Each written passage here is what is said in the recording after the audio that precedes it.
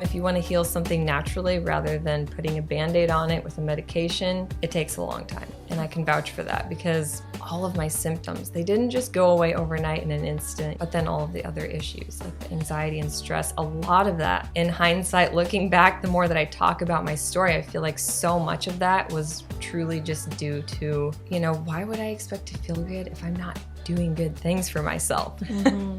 It's such a simple answer when I look back at it now. You can't show up as your best self in the world when you're not feeling great from a multitude of symptoms like migraines or, stomach issues, skin issues, like all these types of things. It affects the way that you feel on just going out into the world. Food is definitely like the entry point that I think most people should start at when we're talking about getting back to the basics, like I said, and that's why our channel and our brand is Eat, Move, Rest, because they're the three things that we all do every day that we could all be doing better. Food is the portal, but then if you're eating healthy, clean foods, you have the energy to exercise, which can further help your digestion, your sleep, your anxiety, your mood, your hormones, everything. It's not just the food, but the food is kind of the most important because we do have to do that multiple times a day, no matter what. The smooth, slow transition I find is like the best way to make it stick, because then you're learning how to replace common recipes and items like different produce items instead of animal products. So slow and steady, and then over time, like a train from a standstill, it takes it a while to get starting, but once it does, it has that momentum and you'll kind of find your flow. That was Erin Stanczyk from the popular YouTube channel Eat, Move, Rest, where her and her husband Dusty share all things food, fitness, and mindfulness. Erin is a mom of two and passionate plant-based eater who grew up in Nebraska and moved her family to Florida this last year. And in this episode, Erin shares her health and transformation story. We also get into what eating plant-based in a cold climate can look like and talk about life on social media, raising healthy kids, and how she chose to start over and get back to the basics in her life. Erin and I have a lot in common, and it was so nice to get into an intimate conversation between us moms who are on a similar path in life and passionate about the same core values. I love sharing this time with her. I hope you enjoyed this conversation. Welcome to the Ellen Fisher Podcast. So I just got a new Safe Sleeve for my phone, which is a 5G EMF radiation protection case, and I'm super stoked about it. Safe Sleeve offers anti-radiation products designed to give you the peace of mind of knowing you and your devices are protected while making them even easier to use. All of their anti-radiation products incorporate lab-tested shielding technology that can block over 99% of RF and 92% of ELF radiation. There are very few anti-radiation brands that offer lab-tested protection. Theirs is publicly available on their website, and maybe 1 to 2 others that block ELF. ELF is much harder to block, but equally as important. And all of their cell phone cases provide military-grade drop protection, which is also tested by a third-party evaluator. Not only that, these cases come in different colors to suit your favorite style, and there's even a place for your bank cards and cash, so everything is in one easy-to-use place. I got the detachable case for my iPhone, which turns into a stand and includes the ability to magnetically remove the protective inner case for car mounting. And Safe Sleeve also has cases for your tablet and laptop too. And I got a discount code for you guys, so you too can protect yourself from EMF radiation with Safe Sleeve. Click my link below and enter the code ELLEN10 to get 10% off your Safe Sleeve purchase. Thank you, Erin, for being here. I'm super excited for this conversation. How are you liking your trip in Hawaii? I mean, you just got here last night. So far, so good. It's beautiful. It's balmy. It's lush. Everything that we love about Hawaii. So we're enjoying it, and thanks for having me. Yeah, of course. We had a nice dinner last night on the deck. We eat very similarly, I think, so it's really easy and fun to just share meals together. I mean, it's fun to share meals with people who also don't eat like you, because then you're like, do you like it? When you're like a plant-based, health nut, vegan foodie, it's kind of funny, like being in the social media world. Like, I'll watch your videos, like even from like day one. I remember showing Dusty, my husband, and I'd be like, see, look, she's like my food twin. She's my food twin. I found a couple people, not very many out there, but you're one of them. So it's fun to get to eat with you guys. Yeah. The food that we had last night was like our favorite kind of food. Oh, like what we love to make at home. So. For anyone wondering, we had creamy coconut lentils with rice and avocado on top, and sauerkraut. So super good. So and good. The kids loved it too. So yeah, totally. Always a plus. It's also really fun to have people over who don't eat like you, and I'm always like, we gotta make it extra good. And then we have them like, what do you think? Do you like it? Do you like it? There's a guy that we know that recently moved here who's like actually moved here to like do ranching here, and he like definitely doesn't normally eat vegan food, but he's like stayed in our Hana for a few days, and he's like a friend of ours. And then so we made them like he made him tacos and all these other things. I'm like, what do you think? So good, right? He's like, yes, it's very good. He's from Kentucky. Yeah. That would actually be a good YouTube topic I've thought of, is like the one meal I would make for a non-vegan. Like, what is that one meal that you could wow anybody with? Yeah, what would you think it is? We make a good lasagna, but I also just think like a good curry like that, like a super stew or curry like that with just tons of veggies and like the right spice combination will always get people hooked. Yes. Like, lasagna is a win. Like, yeah, if you have a good lasagna, like how could someone be like, this is missing something? Well, I mean, some people would, but I think tacos is a way for us, like tacos and burritos, because you have so many choices. We have the beans, like that we'll make from scratch, and Andrew makes really good beans, and then we have Mexican rice, and you have guacamole, you have like cilantro and different kind of salsas, all the fixins, lettuce, cashew sour cream, and they're always like, "What is this?" I'm like, "It's made of cashews. It's just cashews and garlic, water, and salt." And people are always like amazed by it. And then pick your tortilla. I feel like you really can't go wrong with that. For sure, yeah. Like every component by itself is so simple and easy to just like throw in a dish, but then when you put it together, people are like, how did you do that? Yeah, totally. So let's get into your vegan story a bit. I've actually never heard it. I don't know your story and what led you to this path of eating whole plant foods, and I'd love to hear your story about it. Okay, cool. I'll probably take it back to around like high school and college, kind of that transition stage. That's when I kind of derailed, I guess you could say. In high school, I have one brother, just one sibling. My brother and I were high school athletes. We were straight A students on honor roll and very involved and just, normal high school kids doing our thing. My mom and dad were great parents, no complaints there.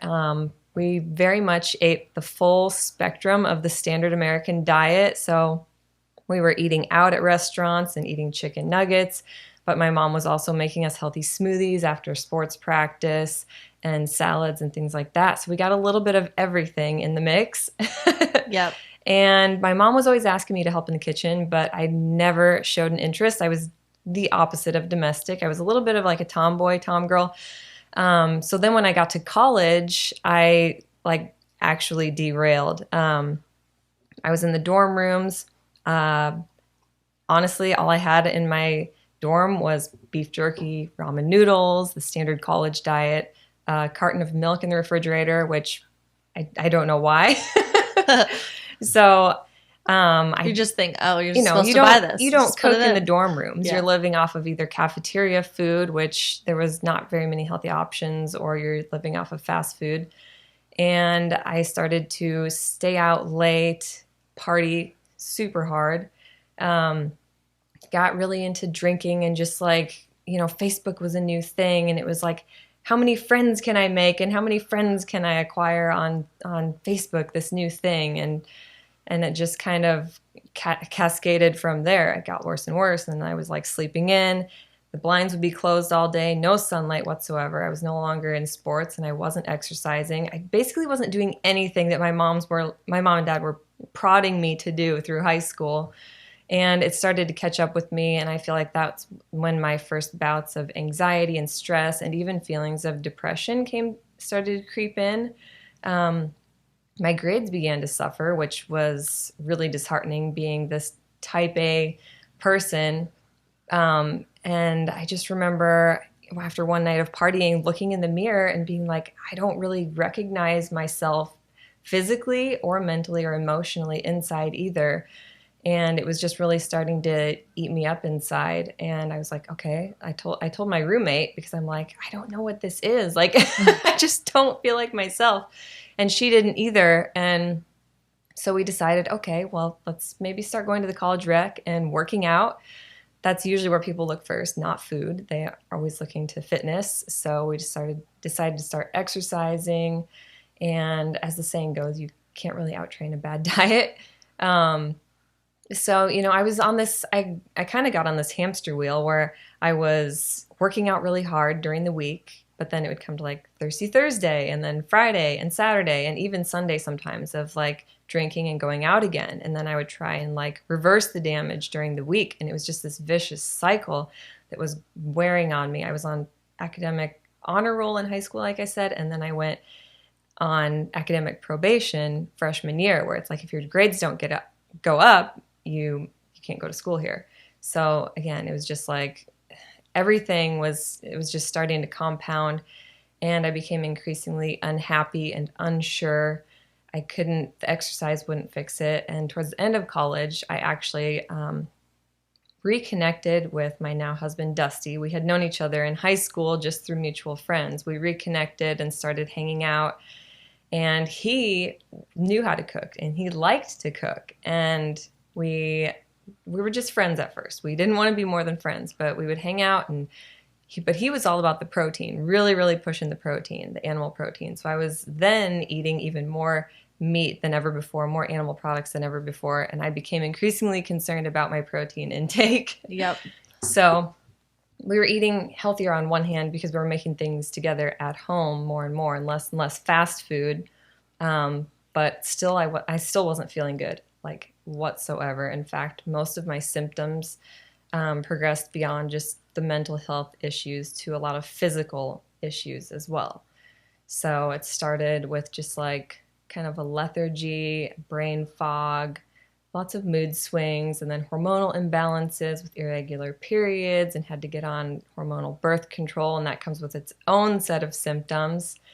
And then it progressed even further into like numbness and tingling. And I was always a hypochondriac, so I would always turn to Dr. Google for advice. And the thing that's unfortunate about that is it was kind of like Dr. Google was my best friend, but also my worst enemy, because it was always telling me the worst case scenarios. So what I was coming up with based on the symptoms I was researching was multiple sclerosis and other autoimmune type conditions. And it just gave me this sinking feeling in my gut, like I didn't know what to do. And coming from a family of doctors, my dad being a family physician and having cardiologists all around me and all kinds of specialists, it was very easy access for me to get lined up with getting my blood work done, getting all kinds of testing done. So I had a CT scan, multiple MRIs, a nerve conduction study, which still to this day, I can't tell you exactly what that was for.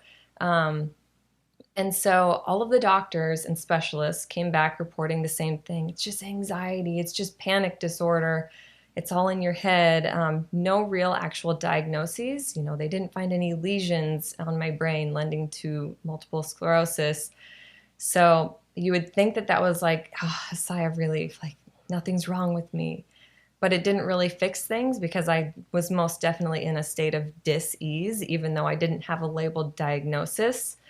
And so I decided, okay, I'm going to go back to the drawing boards. And like Dusty is with me through all of this. We're still trying to be super healthy. We began like cycling and riding bikes constantly, trying to eat as clean as we could, taking all of the supplements, just pounding the supplements, trying to heal, trying to find a source of relief.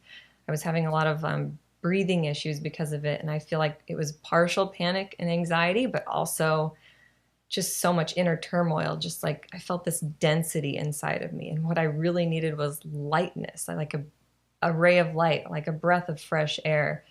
And so went back to the drawing boards, got back on Google, and I'm like, no more searching symptoms. Yeah. You're not getting the answers that you want or need. Like, let's search solutions. Yeah.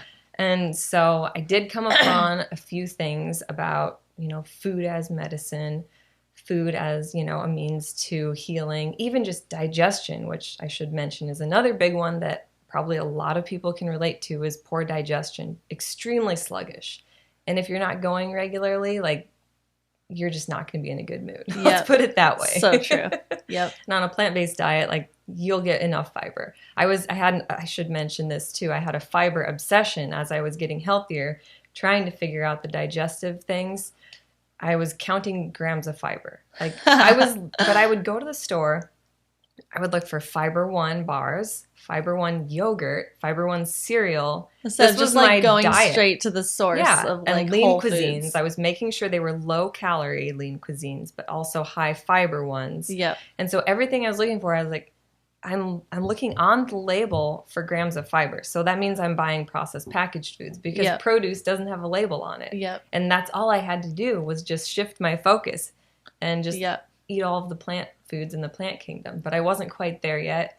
But this is a good thing. This is a good part. So my uncle, who's a cardiologist, kind of dabbled in the plant-based vegan thing, and he invited my whole family and Dusty and I to go listen to a doctor speak at a local hospital. So we went and listened. It was Dr. Esselstyn, who I had no idea who he was at the time. Just in That's this awesome. teeny tiny little Nebraska hospital. So cool. And being that I was going to school for biology, I had my biology degree. So seeing on the screen him showing these echocardiograms and showing people's heart disease literally being reversed was like mind-blowing to me. Mm-hmm. And it all made sense to me. It just clicked in my head from like that scientific standpoint. And then afterwards he fed us like his healthy bean sprout quesadillas and all kinds of weird hippie vegan food that we weren't familiar with. And my uncle was like, you guys should try it. Just try it for a month, see how you feel. So we decided, okay, let's do it for 40 days, but plant-based is still a little extreme. So let's just dip our toes into the water and do vegetarian for 40 days. So we did that, and it was fine by me because I was still a reluctant chef. I'm like, if I don't have to touch a slimy, wet piece of raw meat ever again in my life, I'll be golden. So it was actually like a relief for me. Like, wow, we can actually thrive this way, not just survive, but thrive and not have to cook all this yucky food and like disinfect the countertops all the time. All right, you guys, who wants dry, cracking skin when you could have smooth, hydrated, and youthful looking skin? Did you know that skin cracking happens when your skin loses so much moisture that it breaks down? Most people develop cracked skin on their feet, hands, and lips, but it can affect any part of your body. Enter Osea. If you know me at all, you know I am obsessed with Osea, which is a clean, seaweed-based skincare brand. I incorporate their products every day in my morning and evening self-care rituals, including the Ocean Cleanser, Hyaluronic Sea Serum, and Day Glow Face Oil. And lately, I've been obsessed with their Undaria Algae Body Butter, which is essential for my winter body care routine.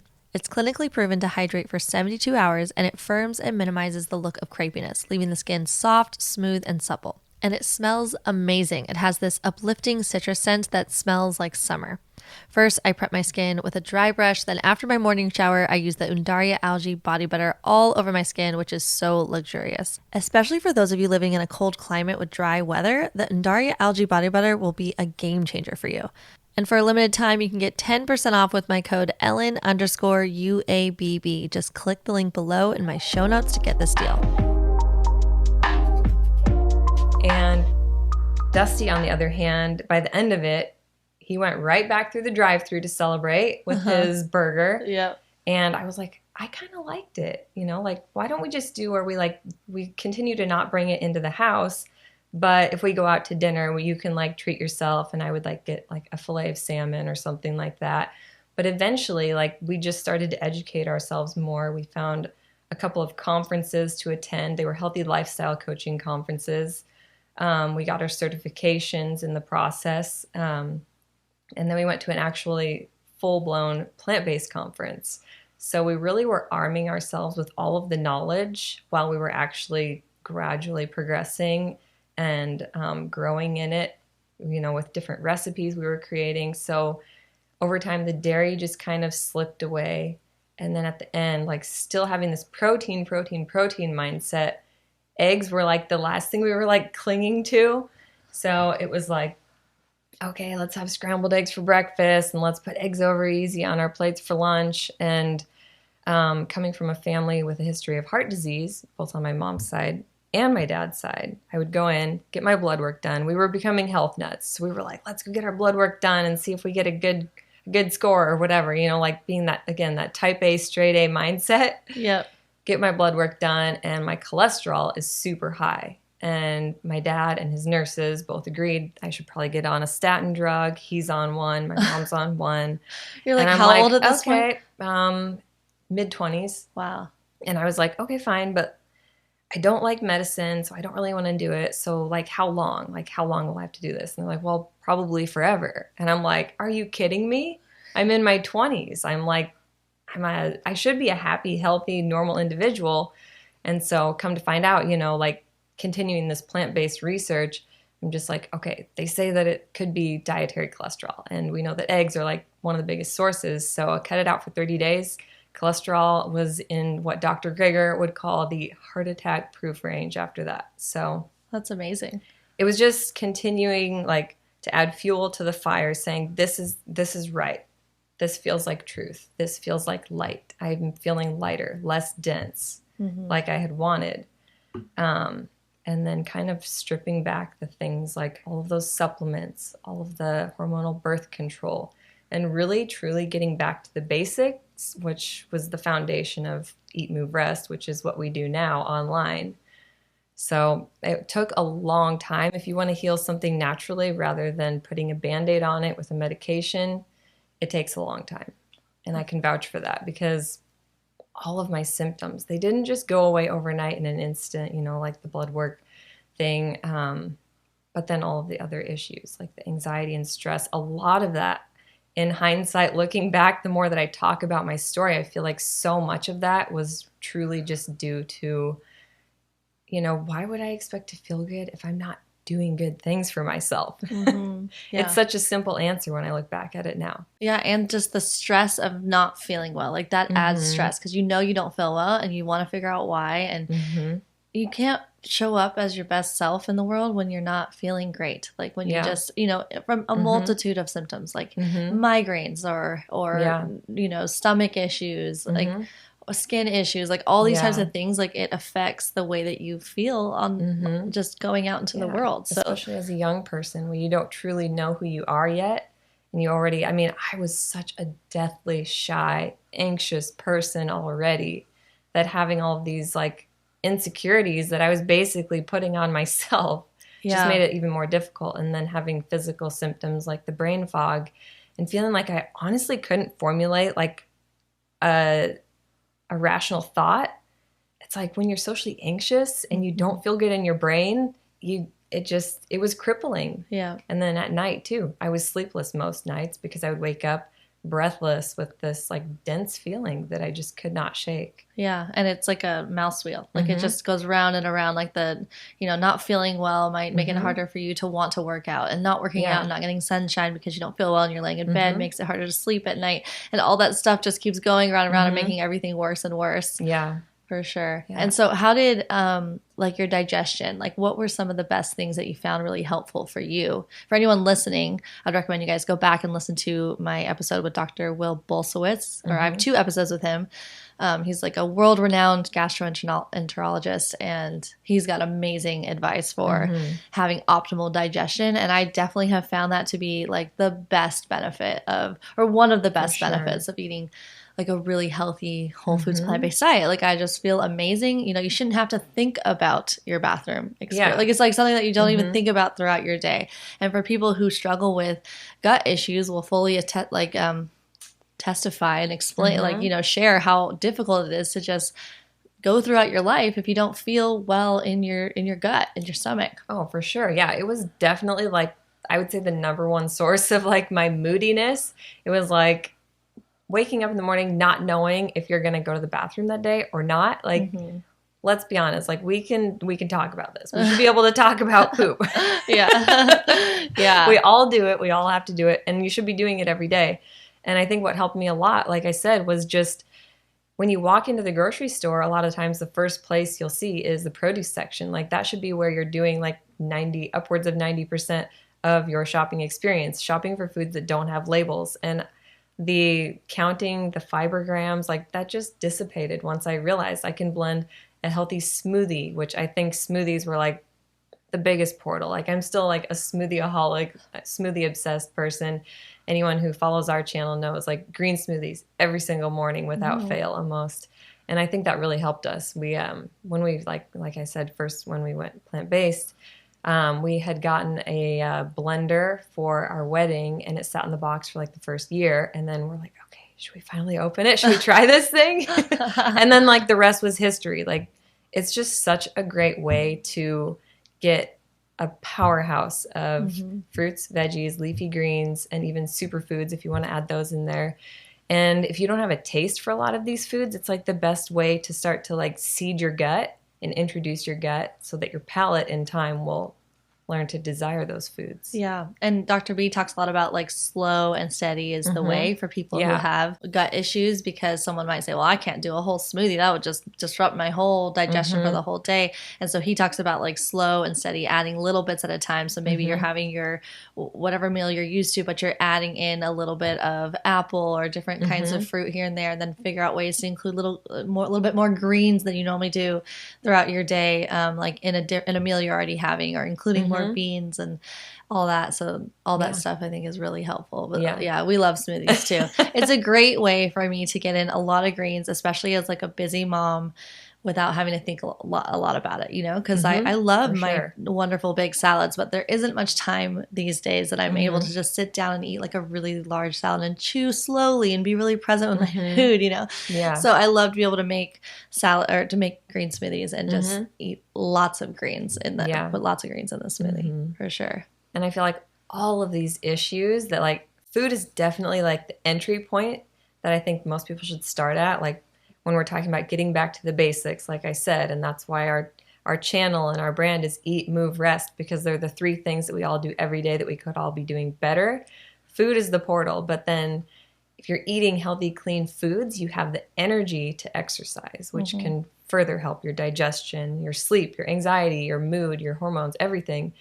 And so if you're moving, you're exhausting your body a healthy amount so that you can rest better at night, which is also going to improve your digestion and all of these other symptoms. So it's like, it's not just the food, but the food is kind of the most important, because we do have to do that multiple times a day, no matter what. So if you can eat, move, rest, and create a better hamster wheel to be on, then you start to truck. Like, where at first, I feel like a lot of times it does feel like a trudge and you feel like you're stuck in the weeds with the food. But if you can give yourself time to transition, it doesn't have to be cold turkey overnight. Like, especially us Americans want everything to be black and white overnight. But the smooth, slow transition I find is like the best way to make it stick, because then you're learning how to replace common recipes and items, like different produce items instead of animal products. So slow and steady. And then over time, like a train from a standstill, it takes it a while to get starting, but once it does, it has that momentum and you'll kind of find your flow. Right. And how do you respond to people who have messages for you or questions? Like, obviously, you're not a doctor, you're not a nutritionist, like this aspect. But when someone's like, look, I'm working on the plant-based diet, it's going, but like, I feel like I'm just not quite like getting that optimal result. What kind of tips do you like to give that really helped you get to that place of healing over time? Honestly, I think it is just time, and also going back to educating yourself and re-educating yourself, and like making small tweaks is what really has always helped me. So there's tons of different webinars and like channels like yours for, you know, you're not a doctor either, but like you have doctors on your channel who you can hear from and provide a platform for to share helpful information. So I just always go back to like the research and reminding myself to stay the course and stay the path and keep tweaking and making small changes like that. Yeah, because you'll gather new information and figure out like what works best for you. Like, oh yes, that information is something I hadn't considered before, and keep tweaking things for sure. I think that's really helpful. I think a lot of people think when they go plant-based, it means automatic invincibility. You know, like you're never going to get sick. You're always going to be regular. And we still have times where we do get a cold or the flu or have irregular digestion. Like, I'm not perfect, you know, and I still get pimples and I still have insecurities. Like, you know, I think that's a helpful reminder too, is that there is no perfect diet. There is no perfect way to be in this world, because we live in a broken world. Yeah. And our body is always giving us messages for sure. And I think sometimes people can, you know, expect that whoever they're watching, oh, they must be like 100% perfect here or there. But there's not anybody, no social media influencer, doctor, nutritionist, like no one feels 100% perfect 100% of the time. No one on any diet. Like, so just let that down, let that go. There really is not anyone. Yeah, for sure. Because our body is giving us signals. We're always like, our emotions are super, super impactful in the way we feel in our health. So whatever types of things we need to heal from our emotional standpoint as well plays a big role. And I want to go back to when you were talking about, just a little bit here and holding on to certain animal foods, it reminds me of Andrew, because Andrew and I have like our story. I don't know if you know much about like our story, but I was the one that like got into the health stuff. Yeah. But Andrew and I have been together since we were 15 and 16. So when I had gone to him one day, like, babe, I'm gonna go vegan, and he's like, what? What are you talking about? Don't ever expect me to do that. And he was like super into the whey protein and the milk and, you know, In-N-Out burger and all that stuff. But over time, he saw like how my health started to restore. I started to feel so well in my mind and my body, and he wanted to do it too. Like he just started, okay, I'm gonna try this green smoothie thing. Let me see. I'll make a green. Just let me try some of that salad that you're having, you know. And he would start having a little bit more, and then there was a time where, you know, he got an In-N-Out burger, and I was with my salad that I brought with me, and I'm like feeling all good afterwards. Like, yeah, I feel great. And he's like, oh gosh, I feel sluggish. Like I don't feel good. I'm like, you should have had the salad. You know. Totally. So then he started to see that type of thing, and over time he got to this place where he was eating pretty much all plants, like except for maybe once every couple weeks when he would go to his friend's house, the guys, and they would like barbecue and watch sports or something. And then there just so happened to be a time where he didn't like go to the friend's house for, I think it was a couple months, something like we were busy or something. And then he ended up going, and we're driving, and I'm like, are you going to have the burger? And it had been like a couple months where he was just eating totally plant-based. He's like, nah, no. Because he just knew how he felt afterwards, and he never felt great in his body. And so it's super nice to have that journey together. But I know that's not everyone's story. Some people it's like my sister and different people where like they're kind of on it on their own, and so that is a little bit different. Do you ever get messages like that? Oh, for sure, all the time. Like people asking like, what do you do if your spouse isn't on board? And we get a lot of people on our Costa Rica retreats who it's like a wife comes without their husband. She's like, oh, I could never talk him into coming with me on this. You know, he needs his burgers and things like that. So I do really feel for those people out there who are doing it alone, but it's even more testament to them, and like that. That's big to do it on your own. Yeah, and anyone should just go check out my sister's channel, Hannah McNeely, because she's got some great tips and advice for that, because that's where she's at. So do you have any thoughts on eating vegan in a cold climate? Because you were born in Nebraska, lived there most of your life, right? Until just this last year, moved to Florida. What was it like eating plant-based in Nebraska? And what advice do you have for people who are living in a really cold climate and also who want to stick to more locally grown foods, you know, and just that aspect? Yeah, for sure. We were so lucky to have a really amazing farmers market. So I would say first and foremost, like if you want to eat seasonal and local and usually pretty clean organic food, like check out a local farmer's market. That's going to be your best bet. And that's only going to be available certain times of the year. Yeah, right. And then as far as like other foods in a cold climate, like we made a video on like how we live a tropical lifestyle in the Midwest, but I know that's not possible for everybody, but we did our best. Yeah. Right? So what did you do?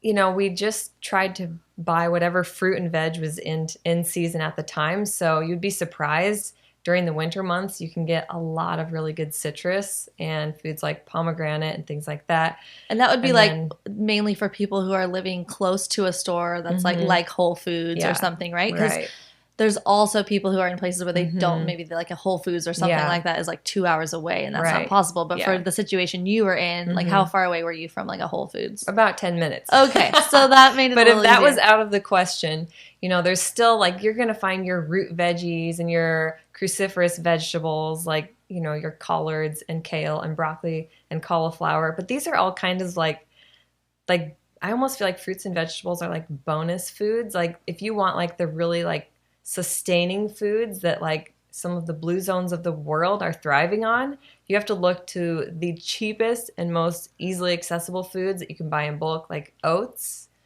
beans, whole grains. We usually buy our oats and put them in a giant tote in our pantry because we use rolled oats for our oatmeals for breakfast. We make waffles. We make all of our baked goods like brownies and muffins and things like for the kids. Like you can either do veggie muffins or like fruity strawberry muffins. And then, like I said, like grains and beans, like every other day of the week, almost every 2 days, I'm like, the first thing I've started to do in the mornings is like, what bean am I going to soak today? And we'll like base our meal around that. So I'm like black beans. So then maybe that night we'll have Buddha bowls for the next 2 days. And then after that, I'll soak chickpeas and maybe we'll do like a curry. So, the more I think about that question, I'm like, we're really basing our meals around the rice, the quinoa, the beans, the oats, and the fruits and veggies. Like, even if you can't find them fresh, you can get them frozen most places to add on top of all of these meals, or to blend for smoothies if you can't find fresh berries and fresh tropical fruits. Although it is, that's all super great advice. When I went to visit my aunt and uncle in Indiana, this was when my oldest was 2 years old, so it was a while ago, but it was in the winter. It was November. Late November, and I just didn't want to eat as much like fruit because you don't want to have like a cold smoothie when it's cold. But I think a lot of people think, oh, if I don't want to do a smoothie or eat like Ellen and Erin, then I can't eat plant-based. But you really don't have to be eating that way. There's like a wide variety of ways to eat whole plant foods, and basing your meals on all those bulk foods that you just talked about is an incredible way. Like, you do not have to be like a smoothie person to eat a healthy plant-based diet. And it's totally especially understandable when you're living in a place with a cold climate where you just might not want it as much, or maybe you'll be doing fruit in a different way. So like I once made like a how I would eat in a cold climate or how I would eat vegan if I lived in a cold climate. And we made this really awesome baked apple dish where like we were having our fruit, but in a baked apple way with like cinnamon. So good. And I think there was dates in it. I forget what, but we like poured it over oatmeal. And that is kind of how I imagine that I would end up eating, like the type how I would get my fruit in. But like greens are an easy way to include in all kinds of things like stews and salads. Salads don't have to be cold, Right. So and like that made me think we do like a baked berry oats dish with like I always use the frozen for that. I'll just get a big bag of mixed berries and like sprinkle it in and bake this really good oat dish. And it's amazing. And totally. And I always find it interesting that when someone kind of brings up the point that like, well, it's not sustainable for the planet if you try to eat vegan in a cold climate because we should be eating like local meat instead of importing fruit. But I don't think people are realizing how much energy and pollution is going into animal foods, even if it's local. Like for sure. The problem with what's happening to our environment and the pollution that's happening in regards to animal agriculture, the amount that goes into it just being shipped across the world versus the actual intensity of growing the crops to feed the animals or just having the land that is for the animals it causes more energy and pollution than even if you were to eat imported fruit. And I know that's a controversial statement. That's something that people are like, what are you talking about? But it's the truth. Go check out Nicholas Carter. He's an amazing ecologist that talks all about that on Simon Hill's podcast. I'm going to be getting him on my podcast soon. I'm excited to have him on. But I think a lot of people don't realize that like just because you're buying animal foods locally doesn't mean you're actually doing these monumentally great things for the planet versus if you were to buy fresh produce that is shipped somewhere. So because people are only kind of considering the shipping part as opposed to the growing aspect. There's problems in plant agriculture too, but a lot of people don't realize that how many plants are grown to feed the animals. And we're losing upwards of like 60% of the calories. So it's like double the damage. They just think the animal, but they don't realize how much energy and waste it takes to grow the animal and how much land it takes through the plants that are grown to feed the animal. Like I don't know the exact percentages, but like the soy that's grown in America or just across the world, like the amount of it that goes towards animal farming, like to feed the animals compared to actual just humans, it's mass majority to the animals. So people think, oh, soy, it's destroying the planet. It's those vegans, but most of the soy is not going to the vegans. Yeah, for sure. And again, I think it goes back to like, just like you can't be invincible on any diet. There is no perfect diet out there. Like there's no perfect diet. There's no perfect religion. Like there's flaws and like pros and cons to all of these things. But I'm always like, what's my best route to like live a life of longevity where I'm also feeling my best every single day? And when you look at a plant-based diet all across the board, it's like, it's better for my health. It's better for the animals and it's better for the environment. Like that is a win-win-win. Yeah. So rather than getting too caught up in the weeds, I'm just like, I like my odds best living this way. Yeah. And you kind of have to do that with anything, with the church you go to, with the friends you make. Like you can't have everything in common with every friend that you make. you just have to be like, I like my odds best with this one. Yeah, totally. And bringing this up isn't to put anyone down who's like, I'm choosing locally, raised, animal foods and it's better for the environment. This is not to be like, just put you down for choosing local for anything. It's more just pointing out to the factor of, hey, if you're buying imported bananas, like that's bad for the environment. And so you shouldn't eat that way. I feel like there's so much more layers and nuance to that. Also, it's super interesting because someone might say, well, oats and beans are imported, but I'm really curious what the person saying that is eating, because like all processed foods are imported, like almost all of them. Like you're not getting your processed packaged food at the grocery store from down the street. So like it's all imported everywhere. So even if you're buying beans from somewhere else, like where are you getting all your food unless you're just eating local meat and dairy, like where like in the winter places. Like that is really interesting to me. It's an interesting conversation. And I plan to do more of that. Yeah, for sure. that'll be good. Yes, fingers crossed that it happens. For sure. For sure. I really wish this wouldn't close because then I could just look at it, Lauren. Now there's 2 times where I had to stop my conversation. She'll remember, right? Write it down. Okay, so let's get into a little bit about your choice to move to Florida and just moving far away. I think a lot of people are inspired by that on your journey of choosing to start over and do things differently. And some people might feel stuck in their situation. So let's hear your story on that. Yeah, I mean, Nebraska will always be home because that's where our family is. But I never really felt completely like I fit in there. And we've always wanted to experiment with growing our own foods and just living near the sea and having somewhere where our kids can be outdoors year round.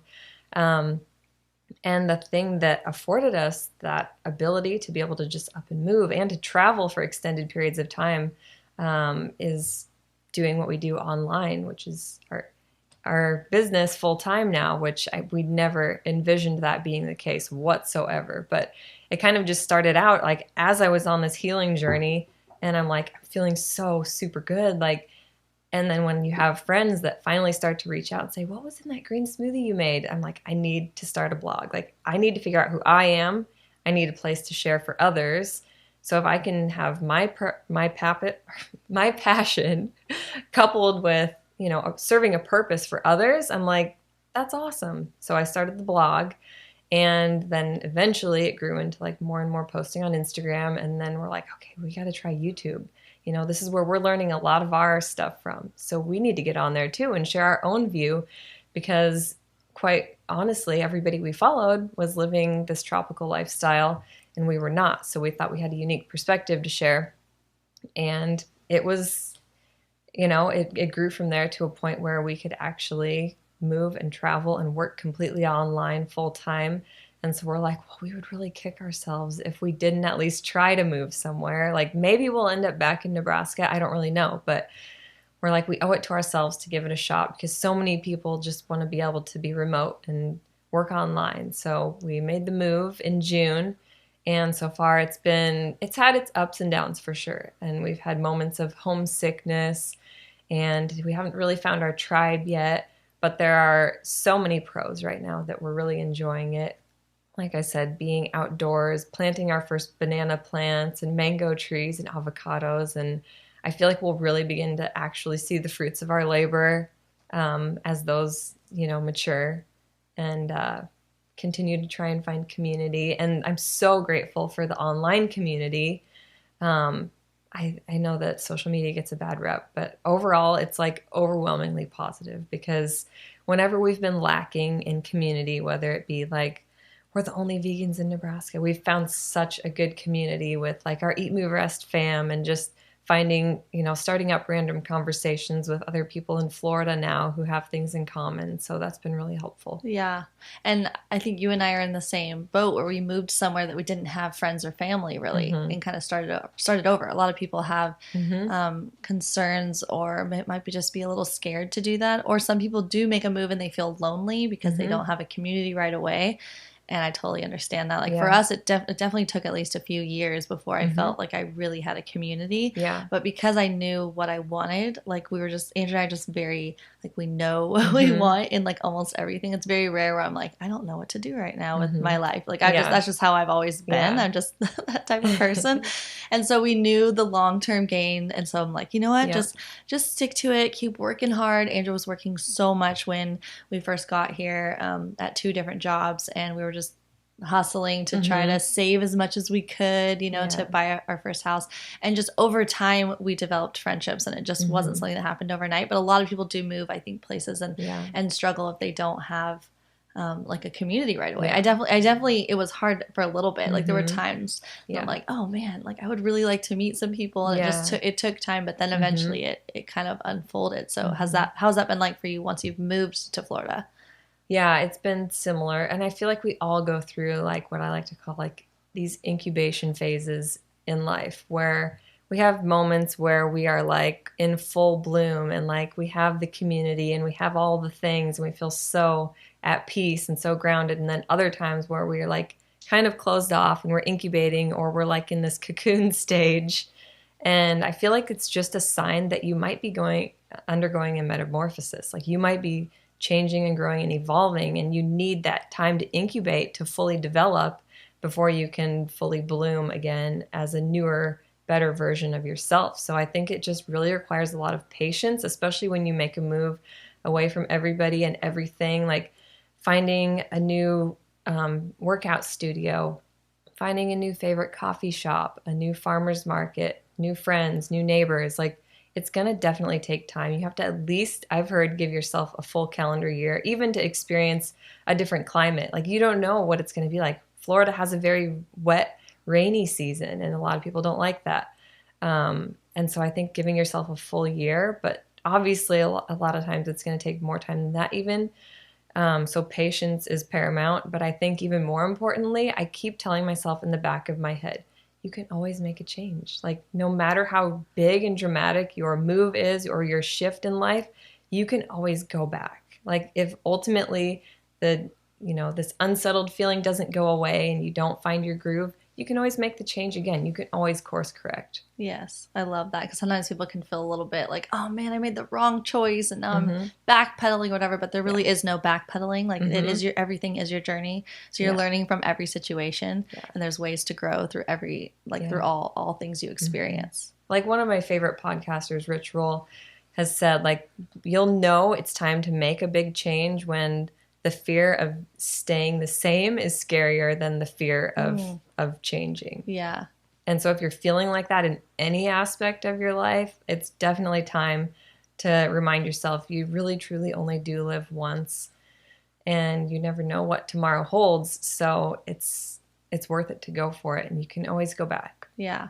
And for people who are feeling kind of stuck in life, like you post a lot about like mindful living and mindful consumption, or just like avoiding the mindless consumption and being a creative. Can you share a little bit about that as well? Because I find that really a fascinating topic. How, if you're in a rut where you feel like you're just mindlessly consuming, and maybe you might be feeling down inside, like you're not doing what you want to be doing in life. What can people take away from the stuff that you're sharing to get into that creative mode? Yeah, for sure. And that doesn't mean you have to create. It doesn't mean you have to be like a creator on content creation. It could be any type of creation. Yes. I think, the mindless scrolling, it's like I'm guilty of it. We all are at some point, but like really recognizing when that's happening too often and reeling back and being like, maybe I'll create a post.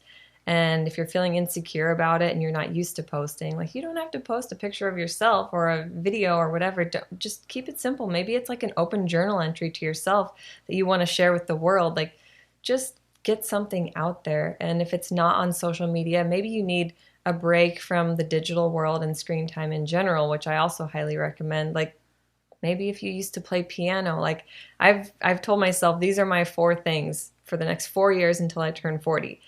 I'm going to learn a second language. I'm going to dabble in like either piano or guitar, which I both used to play.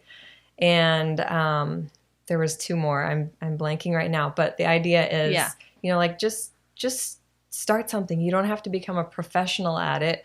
But like I've always heard that if you don't have an action plan, then like your goal is basically meaningless. You can have a future goal, but it's not going to make any sense if you don't start with a small step. So there has to be something that you can do right now, today.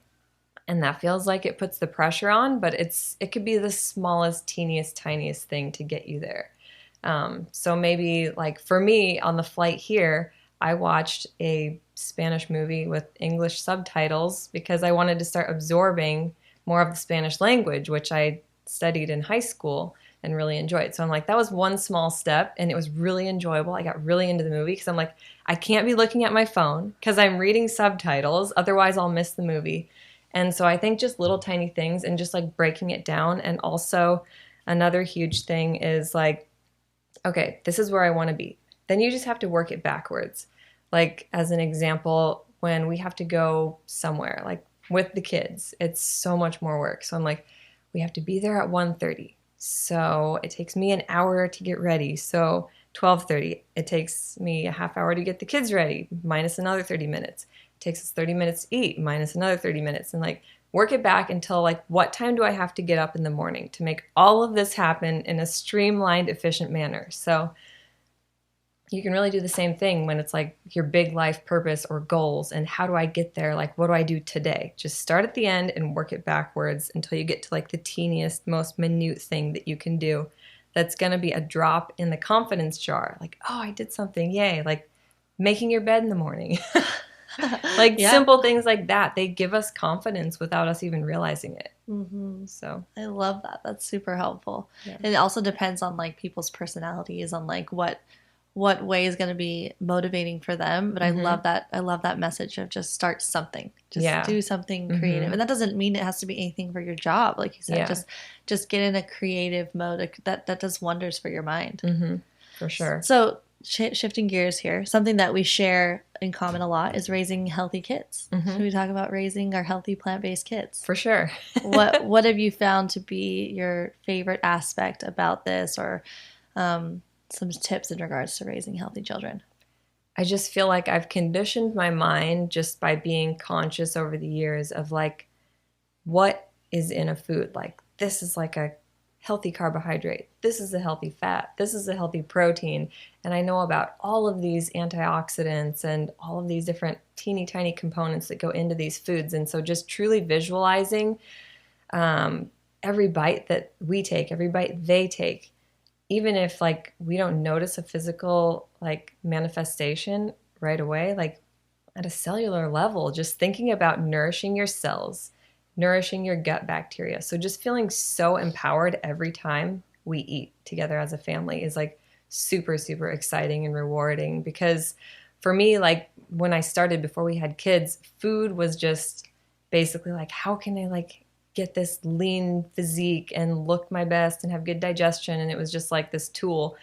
And I feel like it became like food to like when we had a family, it became soul food. It's like, it's where we connect. And, you know, like I said, the cellular thing, it's taken on a whole different meaning. But that being said, like, even if it doesn't matter what diet you're on, you're probably going to have days where your kids are picky eaters and they, instead of eating the gourmet, beautiful meal you made them, they flop it on the floor and it splatters the white chair in the corner, which just happened the other day. And I'm just like, some days it's just so stressful. I'm like, the food isn't nourishing them if they're not eating it. You know, some days you will encounter that, and you just have to keep bringing your body, going through the motions, putting the plate in front of them, keep trying, and eventually they eat it. Yeah.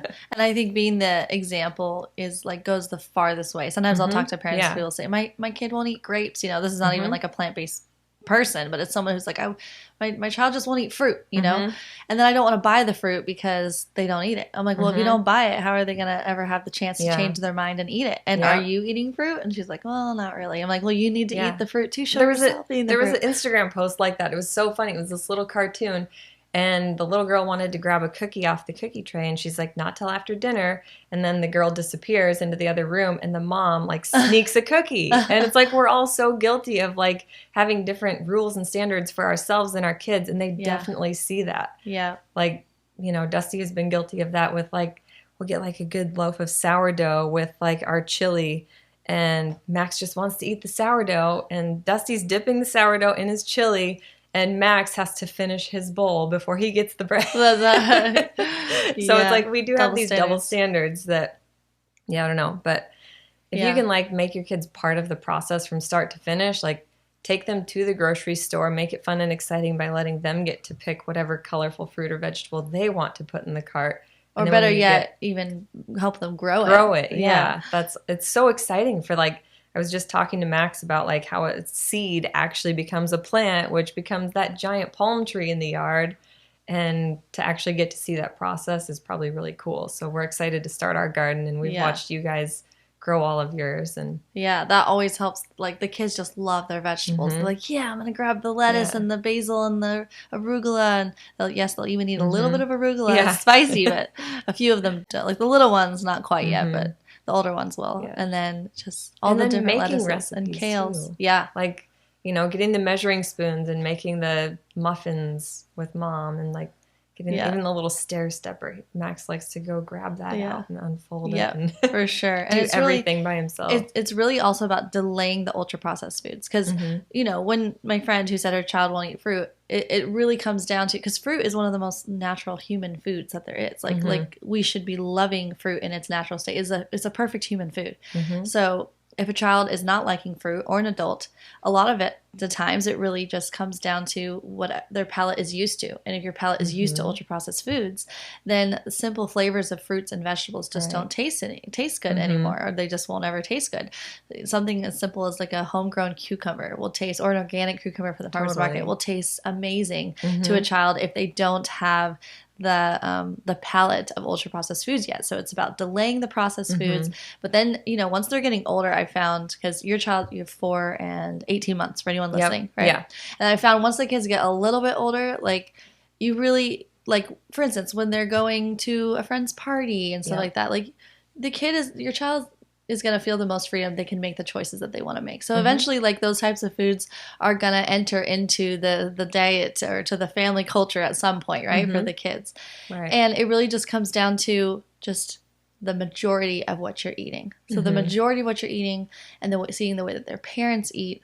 And for me, something like a salad, like I don't have to make salads for my little ones, like Elvis and Koufax, or Elvis and Sandy will be like, yes, please make me a salad. And then the younger ones, I just make a big salad for myself, knowing that the other two are going to come crawl on me and want to eat some of my salad. Same. If I ask, do you want me to make you a salad? They say no. But if I just make a salad for myself, they say, ooh, what's Mom got over there? Ooh, that looks pretty good. Can I get that avocado bite? Can I get that lettuce bite right there? Oh, not that bite. I want that bite right there. That one. Like tomato and the avocado and the lettuce. So then they just enjoy the food with you. Yeah. And that becomes part of the culture. So really, if that's what you're eating and that's what's in your house, the healthy foods. And that's not to say we don't ever enjoy processed foods. And processed foods has different levels, right? Yeah, some foods are more processed than others. We do have some processed foods in the house. It's just that's not a dominant part of our diet. We don't take something like chips or even something like pretzels everywhere we go. We're grabbing the apple or a healthy food bar. We do like healthy plant-based food bars. That's a great way to get, a filling snack in if you're on the go. We like Go Macro bars. Do you guys ever eat those? Yeah. Yeah. So there are those types of foods, but it's the majority of what we're making is from scratch. Right. That's what we're doing. Right. Yeah. And that keeps a healthy palate, so that when your child is out and about and choosing what to eat, more often than not, they're not choosing the processed foods. Or if they do choose it, they'll eat a little bit of it and not a whole bunch of it, because they're they're so used to eating well. I definitely noticed that with Max. Yeah. If we have birthday cake or whatever, like he already knows, like when he eats a bunch of fruit, how good he feels, and like he can eat a bunch and enjoy it. But with cake, it's almost like so super sweet. He doesn't need a lot, and he knows how to say no. Like enough is enough. Yes. And then, like, afterwards, it's so cute. Sometimes he'll be like, Mom, I feel really sugared out. That's so cute. Yeah. Like, he's equating. He knows how he feels after these foods, because they're not part of his normal, natural, everyday diet. Yes, absolutely. I've definitely found that to be true in our kids' case, too. They don't want to eat a lot of the super processed, dense, sugary stuff, because they eat a few bites and they're like, I'm good. Yeah. Or maybe they'll be excited to have it and they'll have, like, a bunch, and then next time they're not choosing as much. There's so many moms out there. I have to bring this up. There's so many moms that are like, I wish I would have started my kids from birth, or when they were little like yours, or I wish I would have had that. And I'm like, I get it. I wish that too. But like the exciting thing is like going all the way back to Dr. Esselstyn, like the first thing that I saw that really resonated with me was like, it's never too late to start. Like you can be 86 years old with heart disease and there's still a pretty good potential that you can reverse some of that damage, if not all of it. So it's never really too late to start. I love that message. Never too late to start eating well, living well, moving well, and resting well. Like you said, the eat and the moving and the resting. Well, I think this is a great place to end it. Yeah. I think this is a great conversation. Thank you guys for being here. We have a few more days together that we get to spend off camera. Yes, and I'm excited for more meals. Yes, I know. So good meals together. Hope you guys enjoyed this conversation, and we will see you next video. Thanks for having me.